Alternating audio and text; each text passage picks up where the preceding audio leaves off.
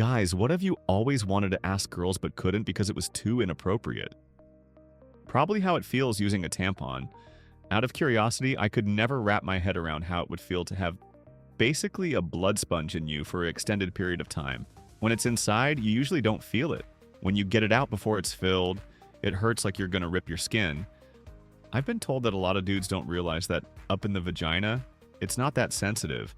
It has about the same sensitivity as the inside of your cheek. You run your tongue around your cheek and you can barely feel it. But it hurts like hell if you bite the inside of your cheek, and your cheeks can hurt if you fill your whole mouth up with water. So don't bite the back of the vagina. Got it. Why are they so secretive about masturbating?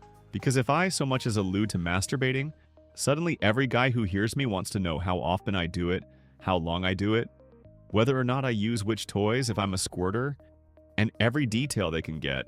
I've been told this is so they can picture it while they jack off later, but I'm going to give men the benefit of the doubt and say that some of them are just curious. Honestly, if people grilled you on exactly what porn you watched, what lube you used, which hand you used, how rough you liked it, how long it took, and whether you cleaned up with tissues or a sock, you would avoid talking about masturbation too. I think a lot of it is because male masturbation is pretty much expected.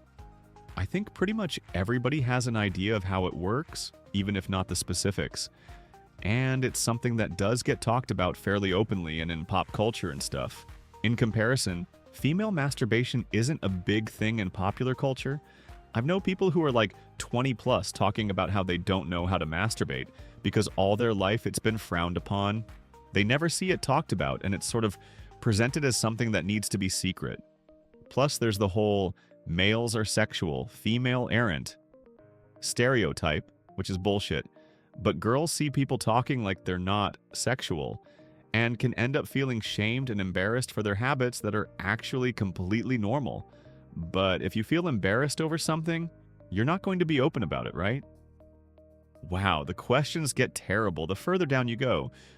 Do you think women's insecurities are being reinforced and taking advantage of for profit by corporations? Of course, but I think advertisers do the same thing to men as well. Which do you think you'd be more likely to wear makeup on? An island of all men, where you're the only woman? Or an island of all women, I guess to put it another way? Is the societal pressure to wear makeup more from men or from other women? I probably would quickly run out of patience with trying to keep my makeup decent on an island. Humidity, sweat, wind, sun, forget it. Also, if I'm the only girl on an island of men, they pretty much won't care what I look like after a week. And if I'm on an island with all women, it wouldn't matter anyway. Do girls want sex as much as guys want it? Obviously depends on each individual, but yes, very much so. Yes, I hate the way our culture presents men as wanting sex more than women. I can only speak for myself, but I like sex every day, if not several times a day. I've always wanted to ask a teenage girl, one who has just blossomed, what it's like to grow breasts. I mean, you start out as flat-chested as any other kid. You grow up for years with this mental image of yourself containing a certain set of body parts, of which breasts aren't in that set.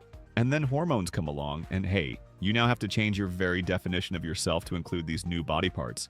As a dude, there's really nothing comparable in our life experience to that. So yeah, I want to have a deep, thought-provoking conversation with a teen girl about her breasts and what they mean to her. Which, of course, is something a dude my age can simply never get away with asking. I'm a good 10 years out from blossomed, but I'll bite. I hit puberty early. I had the start of breasts by 10 and started my period at 11. From that point of view, it is not at all a blossoming. All of a sudden, you're taller than all of your friends. You're putting on weight in all these weird places. You have to worry about the way clothes fit in a new way. I wore nothing but men's t-shirts for 2 years. Meanwhile, your friends are all still allowed to act like kids. It's like people think that since you have boobs at 12, you don't want to play pretend or run around the playground anymore. So it's less like a blossoming and more like your body betraying you. It probably wouldn't be so bad if the women in my family are tiny, but we all tend to run a little chubby and curvy. Hopefully normal and late bloomers will come along to help you out too. Do you really need to walk around with that giant bag, or is it some bizarre way of asserting yourself? It's more about being prepared for every possible outcome. So you just take everything you may need that day. We have things that we need in there. You know, important stuff like snacks, water, makeup, tampons, snacks, wallet, keys, snacks, extra clothes, snacks. My back is solid muscle because of all the useless shit I carry around. Do you have telekinesis? Female telekinetic power is inversely correlated with breast size. Tiny-titted chicks can basically blow up buildings with their minds. Would you rather marry for love or money? Honestly, love, hands down. Even though my mother raised me with the motto, it's as easy to love a rich man as it is to love a poor man. Awful. Money? I'm sorry, being poor is not fun.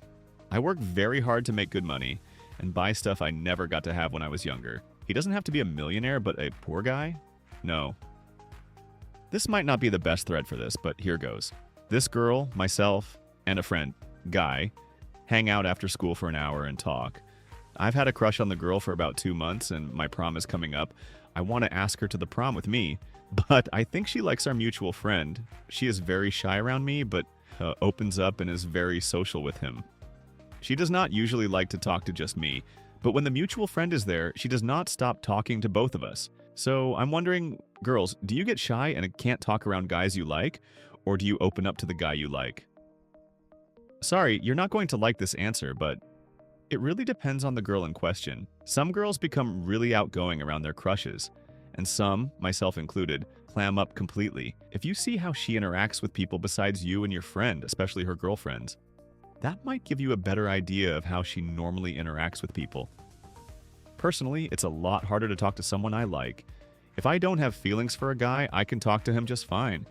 But once I see someone I like, I shudder and can't put 2 words together. But that's just me. This is how I work too. Not to say that your girl does it for the same reason, but when I like a guy, I get really anxious and nervous, and the words just don't come out properly. All you can really do is give it a shot and ask her. If she turns you down, it'll suck. But at least you can move on and find someone else. Less wasted time. Good luck. I'm a girl and I have a few questions about long labia, to those of you with long inner lips. Does it ever get uncomfortable to wear certain pants, particularly jeans, or to walk for long periods of time because of friction? Do you ever feel your labia when you walk? I've always felt embarrassed to ask because they're silly questions and sound a bit ignorant coming from someone with smaller labia. But I'm curious. If I'm going no undies skimpy ones, they can get pulled and really uncomfortable, but usually my undies keep them squished out of the way. What does it feel like to lean against a desk? I always see really busty girls doing it, and their boobs are getting, like, pancaked. Does that hurt? It doesn't hurt. No, it feels kind of good to me. It's tender, but if you get the right angle, it can start to feel erotic. Where do you see lots of busty girls leaning on desks with their breasts resting on the surface? School and work. Does it really make you more interested in a guy if he acts aloof and disinterested, as opposed to openly pursuing you? There is a balance. Don't be too clingy messaging every hour thinking we're some magical creature, but don't disappear completely for long periods of time. We'll either run away or assume you're not interested. Basically, treat us like any good friend but with flirtatiousness. Are thongs worn to be comfortable, or just for the sex appeal? I do it so I can wear comfortable pants and have no panty lines. When women get fat, does it fat down there too? Or do you tuck the stomach under the belt? Same goes for guys too, but I don't know anyone fat enough to ask. Yep, fat distributes everywhere. Why is it that you're okay with people seeing you in a skimpy bikini, but not in underwear that may cover more? It's the context. Bikinis are for the beach, where everyone is similarly unclothed. Undies are for undergarment wear or private nookie sessions. Thank you for watching our video. Don't forget to like and subscribe to the channel. See you in the next video.